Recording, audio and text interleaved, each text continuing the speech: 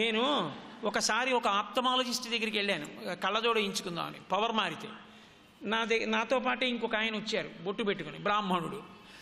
వస్తే ఆ డాక్టర్ గారు పాపం ఆయన్ని చూసి ఎంతో సంతోషించి, అయ్యా మీకు ఎన్ని ఏళ్ళు అని అడిగారు. అంటే 65 ఏళ్ళండి అన్నారు ఆయన. వెంటనే విష్ణు సహస్రనామ స్తోత్రం పుస్తకం ఇచ్చి ఆ కళ్ళజోడు అద్దాలు అందులో పెట్టి, చూడండి మీకు బాగా కనపడుతోందా అన్నారు. ఏ అద్దం పెట్టినా ఆయన విశ్వం మండం. డాక్టర్ గారు అన్నాడు, ఎన్ని అద్దాలు పెట్టినా విశ్వం మంటలేదు, మీరు మొదటి మాట ఏమి కనపట్టలేదా అన్నాడు. ఆయన అన్నాడు, ఏం అనుకోకండి, నేను ఇప్పుడు ఈ పుస్తకం చదవలేదన్నాడు ఆయన. అంటే డాక్టర్ గారు తెల్లబోయి అన్నాడు, మీకు 65 ఏళ్ళు అంటున్నారు, బ్రాహ్మణులు అంటున్నారు, మీరు విష్ణు సహస్రమే చదవలేదా? నేను ఎప్పుడూ చదవలేదండి అన్నాడు. డాక్టర్ గారి కళ్ళల్లో ఒక ఆశ్చర్యపు తునక కనపడింది నాకు. కాబట్టి ఆయన ఎంతమంది గురించి చెప్తున్నాడో, ఇతరుల గురించి. ఆయన అండి చాలా ప్రాపర్టీ ఉందండి, ఫలానా చోట ఫ్యాక్టరీ ఉందండి, చాలా గొప్పవాడండి, ఇన్ని చెప్పేస్తున్నాడు. రాజీవలోచను సేవింపనొల్లక రాజదైవం బని భ్రమయువారు. రాజీవలోచనుడు అక్కర్లేదు, పరమేశ్వరుడు అక్కర్లేదు, ఆయన మీద ఒక్క పద్యం అక్కర్లేదు. ఒకవేళ ఏ పిల్లలకన్నా పద్యం చెప్పడం బాగా వచ్చిందనుకోండి, తల్లిదండ్రులకు అవమానం. నీ పాద కమల సేవయు అని చెప్పేయడమే, అలా చెప్పకూడదు. ఇంగ్లీష్ బాగా వచ్చి అస్సలు తెలుగు రాని వాళ్ళల్లో ఉండాలి. ఒక్క తెలుగు పద్యం పిల్లలు చెప్తే ప్రాణాంతకం అయిపోతుంది అంతే తల్లిదండ్రులకి. మనం అలా అనుకుంటున్నాం. కానీ మీతో నేను ఒక యథార్థం మనవి చేస్తాను. నా దగ్గరికి నేను గొప్పగా చెప్తున్నానని మీరు అనుకోకండి. ప్రపంచంలో ఎన్ని దేశాల నుండో వస్తారు నా దగ్గరికి. నేను అబద్ధం చెప్తున్నానంటే రామాచారి గారిని అడగండి, ఎన్ని దేశాల నుంచి వస్తారో. ప్రతిరోజు కనీసం 3-4 దేశాల నుంచి వస్తారు నా దగ్గరికి. నా దగ్గరికి వచ్చినటువంటి వాళ్ళు, నేను తెల్లబోతూ ఉంటాను. నేను అనేక పర్యాయాలు అయ్యప్ప స్వామి దేవస్థానంలో పక్కన కూర్చోబెట్టుకుని వాళ్ళతో కీర్తనలు చేయించి, రుద్రాధ్యాయం చదివించి చేయించాను కూడా. చూడండి వాళ్ళ వైదిక నిష్టని.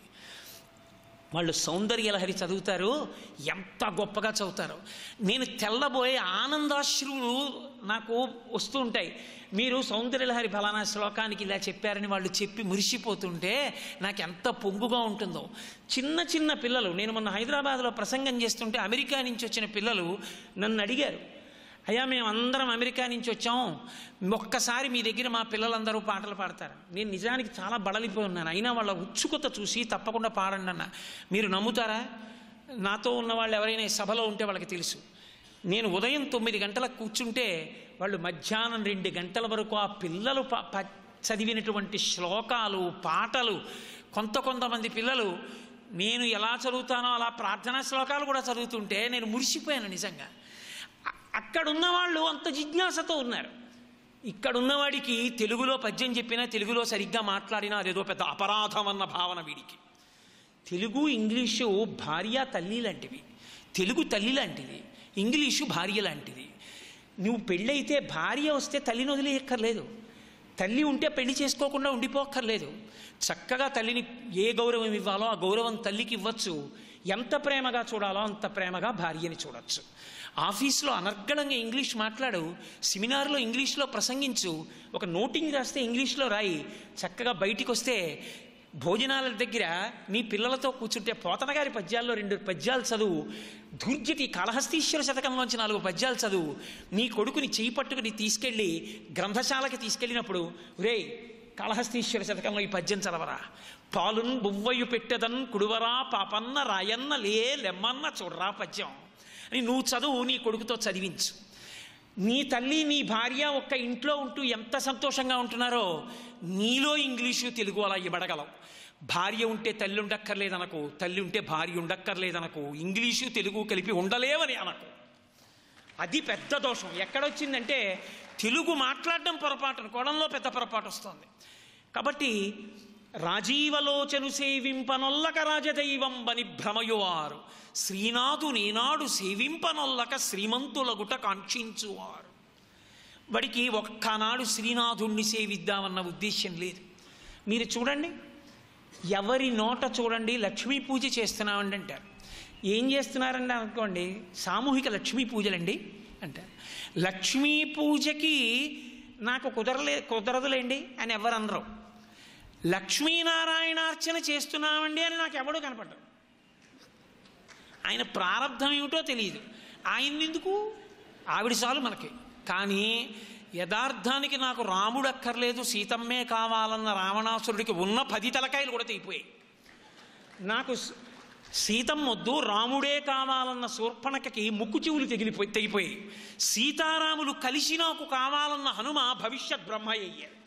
ఇది తెలుసుకుంటే ఒక్క లక్ష్మీ పూజ కోసం వెంపర్లాడకు, లక్ష్మీనారాయణార్చన చేయడానికి ప్రయత్నించు. ఒక్క తులసిదళం వేలేవు గోవిందా అని. ఆవిడేమో మా ఆయన పేరు చెప్తేనే నేను వస్తానయ్యా, లేకపోతే నేను రాను, నా పేరు నిత్యానపాయనీం, ఆయన్ని వదిలి నేను ఉండలేను అంటే నువ్వు ఆవిడికి పూజ చేసి వదిలేస్తావా? ఎంత అమర్యాద అది. కాబట్టి శ్రీనాథుని నాడు సేవింపనొల్లక శ్రీమంతులగుట కాంక్షించువారు, నారాయణుని చేరు దారి నూహింపక దారుణాఘంబుల తగలువారు. అరే, ఈ మనుష్య జన్మ మళ్ళీ రమ్మంటే వచ్చేది కాదురా, అపురూపమైన జన్మ. 84 లక్షల జీవరాశులలో భగవన్నామము చెప్పగలిగిన ఏకైక ప్రాణి మనుష్య ప్రాణి ఒక్కటే. శ్రీరామ శ్రీరామ శ్రీరామ అని ఇది అనగలదు. ఏది ఇంకొక ప్రాణితో చెప్పించండి, శ్రీరామ అనవే అనండి, అది అనలేదు. భగవన్నామం ఒక్కటి చెప్పి తరించిపోగలిగిన అదృష్టం ఈ ఒక్క శరీరానికే ఉంది. అందుకే ఇంకొకటి అడగలేదు అసలు పెద్దలు. అయ్యా, నేను బతికున్నంత కాలం నా నోట భగవన్నామం చెప్పించవయా చాలన్నారు. హరునకు అవిభీషణునకు అద్రిజకున్ తిరుమంత్రరాజమై కరికి నహల్యకున్ ద్రుపదకంజకునత్తి హరించు చుట్టమై బరగన ఎట్టిన నీ పతితపావన నామము నాదు జిహ్వపై నిరంతరము నటింపచేయుమి కదాచరది కరుణాపయోనిధి అంటాడు గోపరాజు గారు. పవి పుష్పంబగు అగ్ని మంచగు ఆకూపారం భూమిస్థలంబగు శత్రుండతిమిత్రుడవు విషము దివ్యాహారమౌనెన్నగా అవనీమండలి లోపలం శివ శివేచ్ఛాభాషణోల్లాసకిన్ శివ నీ నామము సర్వవస్యకరమౌ శ్రీకాళహస్తీశ్వర అంటాడు దూర్జటి. బ్రతికి ఉన్నన్నాళ్ళు నీ భజన తప్పను కాని మరణకాలమునందు మరతునేమో ఆ వేళ యమదూతల అగ్రహంబున వచ్చి ప్రాణముల్ పెకలించి పట్టునప్పుడు కపవాత పైత్యముల్ కప్పగా శ్రమచేత కంపముద్భవమంది కష్టపడుచు నారాయణాయంచు నా జిహ్వతో నిన్ను పిలుతునో శ్రమచేత పిలువలేను నాటికిపుడి నీ నామస్మరణ చేతు చివినిడవయ్యభూషణ వికాస శ్రీధర్మపుర నివాస దుష్ట సంహార నరసింహ దురిత దూర అంటాడు నృసింహ శతకకర్త. అందరూ భగవన్నామం చెప్పించమని వేడుకున్నవారే. మనుష్య శరీరం వచ్చినది భగవన్నామం చెప్పుకొని తరించిపోమ్మని. అందుకు కదూ గాడి తప్పిన లోకాన్ని దిద్దడానికి మహానుభావులు పరమాచార్య స్వామి వారు మీకు అరటి పళ్ళు ఇస్తాం, యాపిల్ పళ్ళు ఇస్తాం, బట్టలు ఇస్తాం, డబ్బులు ఇస్తాం, అవి ఇస్తాం, ఇవి ఇస్తామంటే మీరు నాకు అవేమీ ఇవ్వద్దు. మీరు బ్రతికున్నంత కాలం మీ జీవితంలో ప్రతిరోజు ఒక 5 నిమిషాల సమయాన్ని నాకు ధారపోస్తారా అని అడిగారు. ధారపోస్తామన్నారు. అయితే ఆ సమయం నాది, ఆ 5 నిమిషాలు మీరు భగవన్నామం చెప్పండి అన్నారు. భగవన్నామము మనిషిని ఉద్ధరిస్తుంది, నామము నామిని తెస్తుంది. కలియుగంలో నామం అంత గొప్పది. కాబట్టి అసలు భగవన్నామాన్ని చెప్పి తరించిపోగలిగిన గొప్ప శరీరం మనకిచ్చాడు రా ఈశ్వరుడు. దీంతో కనీసం ఒక్క 3 మాటలు భగవన్నామం చెప్దామన్న తాపత్రయం కూడా లేకుండా బిడ్డ పేరు పెట్టి పిలిచిననైనా యాహ్యాలినైనా కలహముననైనా బిడ్డకి భగవంతుడి పేరు పెట్టుకుని పిలుచుకున్నా ఆయన భగవంతుడిని పిలిచాడు అని వేస్తాడు. అజామీలోపాఖ్యానంలో పోతన గారు అంటారు. అలా ఎక్కడ పుణ్యం వచ్చేస్తుందోనని మనం ఇవాళ పిల్లలకి పెట్టే పేర్లు కూడా అంతకన్నా అనవసరం. కాబట్టి భగవన్నామము చెప్పగలిగిన ఇంత ఉత్కృష్టమైన జన్మని పొంది కూడా భగవన్నామం చెప్పుకోవడానికి వీలు లేనటువంటి స్థితిలో కాలం వెళ్ళిపోతోంది. కాబట్టి నారాయణుని చేరు దారి నూహింపక దారుణాఘంబుల తగలుహారు. ముక్తి అను పల్కు ఎరుంగక భుక్తి మార్గ సాధనాకైక చిత్తులై. అసలు ముక్తి అన్నమాట ఈ శరీరంతో భగవంతుణ్ణి చేరుకోవచ్చు అన్న ఒక్క దారి తప్ప అన్నీ పట్టుకుని ఎంత కూడపెట్టనివ్వండి భోగం భోగం భోగం భోగం. వేదాంతంలో ఒక మాట చెప్తారు, ఐశ్వర్యం ఎంత ఉండాలి అంటే కాలి చెప్పంతా అంది శాస్త్రం. నీ దగ్గర చాలా డబ్బు ఉందని నీ కాలి ఆది కన్నా పెద్ద చెప్పు కొనుక్కోవు. ఓ 10 రూపాయలు తక్కువ ఉన్నాయి ఇవాళ పోన్లే సరిపెట్టుకుందామని కాస్త తక్కువ ఆదిలో ఉన్నటువంటి చెప్పు కొనుక్కోవు. సరిపోయే చెప్పు కదా కొనుక్కుంటావు. ఐశ్వర్యము కూడా అంతే. నీకు అన్నవస్త్రములకు లోటు లేకుండా నీ జీవితం వెళ్ళిపోవడానికి కావలసినంత ఐశ్వర్యాన్ని సంపాదించుకుని జీవితాన్ని గడుపుకున్న వాడెవరో ధన్యుడు. ఆర్తితో డబ్బు కోసం తాపత్రయపడిన వాడికి డబ్బు మిగులుతుందేమో కానీ వెళ్ళిపోయిన కాలం ఎక్కడి నుంచి వస్తుంది? ఆయుర్నశ్యతి పశ్యతాం ప్రతిదినం జాతిక్షయం యవ్వనం ప్రత్యాయంతి గతాః పునర్న దివసాః కాలో జగద్భక్షకః అంటారు శంకర భగవత్పాదులు. తినేసింది పరమేశ్వరుడు కాలస్వరూపంలో తినేశాడు కాలాన్నంతటిని, అయిపోయింది ఆయుర్దాయం. ఇప్పుడు ఏం చేస్తావు? చేయడానికి ఏం లేదు. వదిలిపెట్టి వెళ్ళిపోయిన ఐశ్వర్యాన్ని పిల్లలు పనిచేసుకుంటారు. చేసిన పాపం ఎక్కడికి వెళ్ళిపోతుంది? ఎవరొస్తారు వెనకాతల? కాయము వీడి జీవుడతి కంపిత చిత్తత నీగుచుండవో నాయనయంచు ఏడ్చు నిజ నందన నందినుల ఇలకాని కందోయిని భాష్పములు తొలుత దుఃఖమహంబుని సొచ్చుపత్నియున్ కాయము వీడిరారు కదా చేసిన పుణ్యము కర్మము తప్ప శంకర. ఎవరొస్తారు? ఎవ్వరూ ఉండరు. వైసిగతే కక్కామ వికార శుష్కే నీరే కక్కాసార క్షీణే విత్తే కస్సంసారో జ్ఞాతే తత్వే క్షీణే విత్తే కస్సంసార జ్ఞాతే తత్వే కస్సంసార అని శంకర భగవత్పాదులు భజగోవిందంలో చెప్పినట్టు, ఇంకా అజ్ఞానము కలిగితే ఇక సంసారం ఎక్కడుంటుంది? కాబట్టి భగవంతుణ్ణి చేరడానికి ఈ శరీరాన్ని ఒక ఉపకరణముగా వాడుకోవడానికి అవకాశం ఉన్నది ఇదొక్కటే. ఆవు పాలు ఇవ్వగలదు, ఆవు పాలు గొప్పవి, ఆవు పెరుగు గొప్పది, ఆవు పెరుగులోంచి వచ్చిన నెయ్యి గొప్పది, పంచగవ్యములు గొప్పవి. ఇన్ని గొప్పవైన ఆవు గుళ్ళోకి వెళ్ళి అభిషేకం చెయ్యగలదా? శివలింగం దగ్గరికి వెళ్ళి ధారలు విడిచిపెట్టగలదా? మనం పిండుకుని మన గోత్రనామాలతో మన అభ్యున్నతి కొరకు మనం చేసుకోగలం అభిషేకం. అది ఈ ఉపాధికి మాత్రమే ఉంది. మనుష్య ఉపాధిలో ఉన్నాం కాబట్టి ఇంతమంది వచ్చి కూర్చుంటే ఊరుకున్నారు. ఈ ఉపాధిలో లేనందుకు ఒక కుక్క పూర్వజన్మ సంస్కారం ఉండి వెంకటేశ్వర వైభవం విందామని ఈ మెట్లెక్కి ఇలా వస్తే చీచీ చీచీ అని బయటికి తరిమేస్తాం. ఈ ఉపాధికున్న గొప్పతనం భగవత్కథా శ్రవణం చెయ్యగలదు, భగవన్నామమును పలుకగలదు. ఈ రెండు అపురూపమైన వరములను సంతరించుకున్నటువంటి ఈ ఉపాధికున్న గొప్పతనాన్ని విస్మరించి మిగిలినవన్నీ పట్టుకున్నవాడు ఎంత గొప్పవాడైతే ఎవడకు కావాలి? పట్టుకెడతాడా ఈ కాయంతో? ఎంత గొప్పవాడైనా చిట్ట చివరికి మహా అయితే గంధపు చెక్కల్లో కాలిపోవాలి, ఇంకొకడైతే చింతకర్రల్లో కాలిపోవాలేమో తప్ప కాలిపోవడానికి కొత్తగా అగ్నిహోత్రాన్ని చల్లని దాన్ని తీసుకురావడం ఎవడి విషయంలోనూ కుదరదు. ఈ పాటి దానికి అల్లరిపడి ఏమిటి నువ్వు మిగల్చుకున్నది?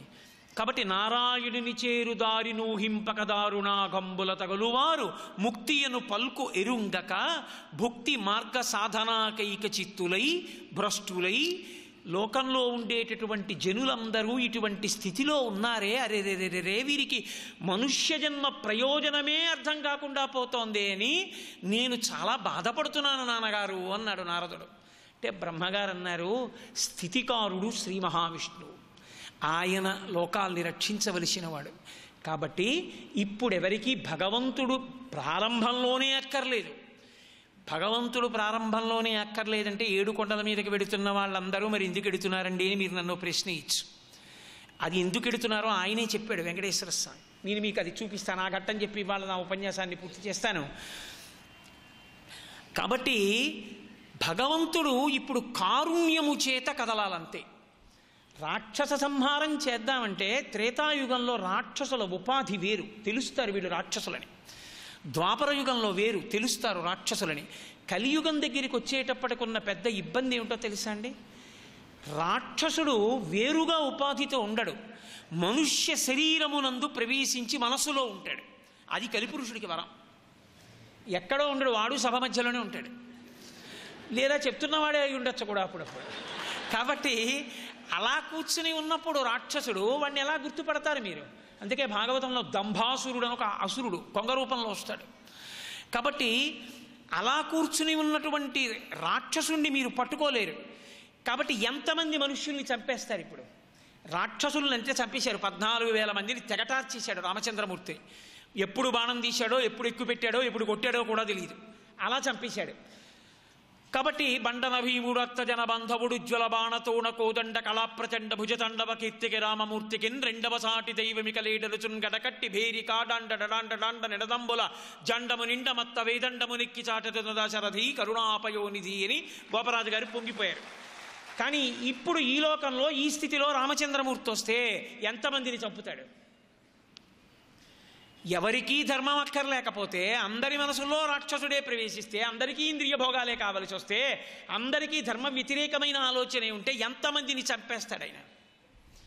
అందుకే ఇప్పుడు కావలసింది ఏది అంటే, కలిపురుషుడి ఉద్ధతి చేత ధర్మమును అందరూ విస్మరిస్తూ ఉంటే వాళ్ళకి మళ్ళీ ధర్మమునందు అనురక్తి కలిగేటట్టుగా చెయ్యాలి. ఈ ధర్మమునందు అనురక్తి కలిగేటట్టుగా చేసేటప్పుడు వేదము యొక్క ప్రమాణము పక్కకి తొలగిపోకుండా చూడాలి. రెండిటిని ఏకకాలమునందు సమన్వయం చెయ్యాలి. అందుకే ప్రార్థించేవాడే లేడు అసలు రమ్మనమని ఈశ్వరుణ్ణి. ఆయనే తనంత తానుగా కదిలాడు. ఆయన తనంత తానుగా కదిలి వచ్చాడు. అందుకే కదిలి రావడంలో ముందు అమ్మవారు కదులుతుంది, లక్ష్మి కదులుతుంది. నేను మీకు ఆ విషయాన్ని 5 రోజుల్లో ఎక్కడో ఒక రోజు చూపిస్తాను, ఆ భృగు మహర్షి వచ్చిన వృత్తాంతాన్ని. కాబట్టి ఇప్పుడు ఆ వచ్చిన వాడి పేరు వేరొకటి కాదు, వెంకటేశ్వరుడు. వేం పాపం, కట తొలగించువాడు ఈశ్వరుడు, సర్వజగన్నియామకుడు. ఆయనని ప్రశ్నించగలిగిన వారు లేరు. నువ్వు ఇలా ఎందుకు చేస్తావని అడగగలిగిన వాడు లేడు. అంతటి సార్వభౌముడు. అటువంటి వాడు శ్రీవైకుంఠాన్ని విడిచిపెట్టి భూలోకానికి వచ్చాడు. దేనికని? కేవలము కారుణ్యంతో. అరేరే, నా బిడ్డలు పాడైపోతున్నారా, కలిపురుషుడు యొక్క ఉద్ధతికి, వీళ్ళకి మళ్ళీ ధర్మమునందు అనురక్తి కల్పిస్తాను, అందుకు నేను వస్తున్నానన్నాడు అని ఒక శంకరాచార్య స్వామి వారి అవతారంలా బోధ చేసుకుంటూ వెడితే అప్పటికి విని మళ్ళీ మరిచిపోతారేమోనని శ్వేతవరాహ కల్పం పూర్తయిపోయేంత వరకు అనుగ్రహించడం కోసమని మహానుభావుడు వెంకటరమణుడై వచ్చి కూర్చున్నాడు. ఆయన అనుగ్రహించిన తీరు ఎలా ఉంటుంది అన్నదాన్ని వెంకటాచల వైభవము అని మహాతల్లి తరిగొండ వేంగమాంబ గారు ఒక అద్భుతమైనటువంటి గ్రంథరచన చేశారు. తరిగొండ వేంగమాంబ గారి కవిత్వం అంటే పోతన గారి కవిత్వం ఎలా ఉంటుందో అలా ఉంటుంది. ఎందుకంటే ఏదో రాత్రి నిద్ర పట్టకపోతే కాఫీ ఫ్లాస్క్ దగ్గర పెట్టుకు రాసిన కవిత్వాలు కావా కవిత్వాలు. అవి పరమేశ్వరుడు వచ్చి తన కథ తాను వింటుండగా తానే కాలు నేలకి మట్టుతూ ఊయల ఊగుతూ భగవత్ కథ వింటుండగా ఆయన కథ ఆయనకి చెప్తుంటే ఆయన కథ ఆయన వింటూ ఆయనే కాలాన్ని మరిచిపోయేటట్టు రచించి చెప్పగలిగిన సమర్థత కలిగిన తల్లి. అందుకే వెంకటాచలం కొండ మీద ఓ పెంకుటింట్లో కూర్చుని ఆవిడ భాగవతం చెప్తుంటే వెంకటరమణుడు ఊయలలో కూర్చుని వింటున్నాడు. తెల్లవారిపోయింది. ఈవిడ చెప్పడం ఆపలేదు, ఆయన వినడంలో కాలాన్ని గమనించలేదు. ఎవరు? కాలస్వరూపుడైన పరమేశ్వరుడు. అందుకే లోకంలో ఒక మాట చెప్తారు, భగవంతుడు బాగుంటాడా, భగవత్ కథ బాగుంటుందా అంటే, మంచి బిగి మీద భగవత్ కథ జరుగుతుండగా అకస్మాత్తుగా మీ పక్క కుర్చీలోకి వెంకటేశ్వరుడు వచ్చి కూర్చుని నా గురించే చెప్తున్నాడు అన్నాడు అనుకోండి. చెప్తే చెప్పాడు కనుక చెప్పాగు అది అన్నీ అనేటట్టుగా చెప్పబడిన కథ ఏదో అది భగవత్ కథ. కాబట్టి భగవత్ కథకున్న శక్తి భగవంతునికి ఉండదు. నిజానికి అంత అందంగా ఉంటుంది భగవత్ కథ. అందుకే ఆయన కథకి ఆయనే వశుడు అయ్యాడు. ఎంతో అనురక్తితో వింటున్నాడు. తెల్లవారుజామున 3 గంటల వేళ అయిపోయింది. కౌసల్యా సుప్రజారామ పూర్వా సంధ్యా ప్రవర్తతే. సుప్రభాతం మొదలెట్టారు. వెంగమాంబ వెంగమాంబ సుప్రభాతం చదువుతున్నారు. వెళ్ళిపోవాలని గభాలను దూకేశాడు ఉయ్యాల్లోంచి. పద్యం మధ్యలో ఘట్టం మధ్యలో ఉంటే ఎక్కడికి వెళ్ళిపోతామని ఆవిడ పంచి పట్టుకున్నారు. అది ఆవిడ స్వతంత్రత. ఎప్పుడు ఇలా భయపడిపోతూ ఇలా చేతులు కట్టుకుని నేను పాపిష్టివాణ్ణి అంటూ నించున్నది భక్తి కాదు, చొరవ ఉన్నది భక్తి. త్యాగరాజస్వామి వారిలా ఎన్నాళ్ళు జానకి వడ్డిస్తుంది, అన్నాళ్ళు నువ్వు తింటావు, జానకే వండుతుందిలే, నేను వండితే నీకు రుచి పనికిరాదేమో, ఆవిడ వండితే వండింది పోనీ వాళ్ళ నన్ను వడ్డించని అన్నారు త్యాగరాజస్వామి. అలా అన్నది భక్తి. ఆ స్వాతంత్రం ఉండాలి భక్తిలో. కాబట్టి ఆవిడ పంచె పట్టుకుంది, పంచె చిరిగిపోయింది. వెంకటరమణుడు ఆనంద నిలయంలోకి వెళ్ళిపోయాడు. సుప్రభాతం తలుపులు తెరిచారు. చిరిగిపోయిన పంచితో లక్ష్మీనాథుడు ఉన్నాడు. తెల్లబోయారు. అప్పుడు అనుకున్నారు, ఆయన పంచి చిరిగిపోయేటట్టుగా పట్టుకోగలిగినంత స్వాతంత్రం ఆవిడికి తప్పేవరికి ఉంది, కాబట్టి ఆవిడని వెళ్ళి అడగండి అన్నాడు. మనకైతే శేషవస్త్రం దొరికితే అబ్బో తీసుకొచ్చి ఇంట్లో పెట్టుకుని వచ్చిన వాళ్ళందరికీ చూపించి పెద్ద అల్లరి చేస్తాం. ఆవిడ పంచ మడతెట్టి ఇంట్లో అలా పక్కన పడేసి పూజ గదిలో. వాళ్ళు వచ్చి అడిగారు అర్చకులు, వెంకటేశ్వర స్వామి వారు కట్టుకున్న పంచి చిరిగిపోయిందమ్మా, మీ ఇంట్లో ఉందా ముక్క అని అడిగారు. ఆ కథ చెప్తుంటే మధ్యలో వెళ్ళిపోతుంటే పంచి పట్టుకున్నాను, చిరిగిపోయింది, అదిగో మడతెట్టి పూజ గదిలో పెట్టే పట్టుకోండి ఆవిడ. ఆవిడికి అంత స్వాతంత్ర్యం ఈశ్వరుడి దగ్గర. ఆవిడ చేశారు వెంకటేశ్వర వైభవం, వెంకటాచల మాహాత్మ్యము అని ఒక గ్రంథం. అది వెంకటరమణుడు ఆమెకి అనుగ్రహించి రచింపచేశాడు. ఆయనే విని కొట్టాడు. అందుకే ఆ కాలంలో ఆ వెంకటాచల మాహాత్మ్యము అన్న గ్రంథాన్ని వ్రాతప్రతి కింద వ్రాస్తే ఎవరైనా ఇంట్లో వెంటనే పెళ్ళయ్యేది ఆడపిల్లలకి. అందుకని అందరూ పుస్తకం రాస్తూ ఉండేవారు. అసలు ఆ వెంకటాచల మాహాత్మ్యము లేని ఇల్లు ఉంటుంది అని నేను అనుకోవట్లేదు, అందరిళ్లలో ఉంటుంది. ఎందుకంటే నేను ఎందుకంత ధైర్యంగా చెప్తున్నానంటే, ఆవిడ చేసిన గ్రంథాల్లో చెంచు నాటకము అని అసలు నేను ఎక్కడ అలాంటి పుస్తకాన్ని నేను చదవలేదు. అదొక అద్భుతం అంతే ఆ చెంచు నాటకం. ఆవిడ అనుభవించారు మహాతల్లి వెంగమాంబ గారు.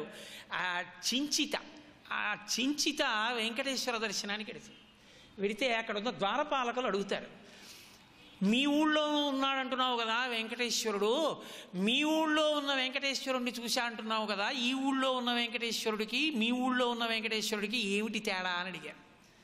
ఆవిడ అన్నీ చెప్తూ, ఇప్పుడు నేను ఆ చెంచు నాటకం అంతా ఎక్కడ చెప్తాను కానీ ఒక్క మాట చెప్తాను. ఆవిడ ఓ మాట అంటుంది, ఆ చించిత అమాయకత్వం, పరకాయ ప్రవేశం చేసి రచన చేయడం అంటే అది. ఆవిడంది, ఈ వెంకటేశ్వరుడు అక్కడక్కడ బట్ట అంటించుకున్నాడు అంది ఆవిడ. ఈయన పంచె కట్టుకోలేదు, గుడ్డ ముక్కలు అంటించుకున్నాడు అక్కడక్కడ అంది. ఎందుకని? వెంకటరమణుడి పంచెంతా మీకు ఎప్పుడన్నా కనపడిందా? ఎన్ని ఆభరణాలు పెట్టేస్తారు, అన్ని ఆభరణాల మధ్యలో ఏదో గుడ్డ ముక్కల్లా కనపడుతూ ఉంటుంది ఇలా అక్కడక్కడక్కడక్కడ రంగులతోటి. అందుకని ఆ చించిత అమాయకంగా అంది, పంచె కట్టుకున్న ఆభరణాలు పెట్టుకున్నాడని లేదు, అక్కడక్కడ బట్ట అంటించుకున్నాడు, బట్ట అంటించుకున్నాడు అక్కడక్కడ, ఈయన పంటె కట్టుకోలేదు ఇక్కడ ఉన్న వెంకటేశ్వర స్వామి వారి ఆవిడ. సర్వం శ్రీ ఉమామహేశ్వర పరబ్రహ్మార్పణమస్తు. స్వస్తి.